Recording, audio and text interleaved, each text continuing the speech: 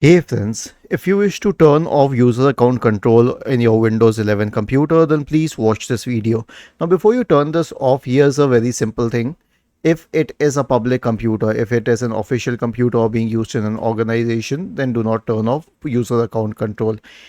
If it is your own personal computer and you're using it at home and get irritating administrator prompts and wish to turn off user account control, then search for UAC in the Windows search bar and go to change user account control settings. Pull this slider to the absolute bottom. It says not recommended, just ignore it because it's your own computer.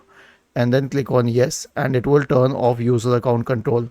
Now it won't give those irritating uh, administrator prompts whenever you try to install an application or use some application. Was this helpful? If yes, then please subscribe to the channel. If not, then let us know in the comment section of the video on how we could help you further. Thank you for watching this video and have a nice day.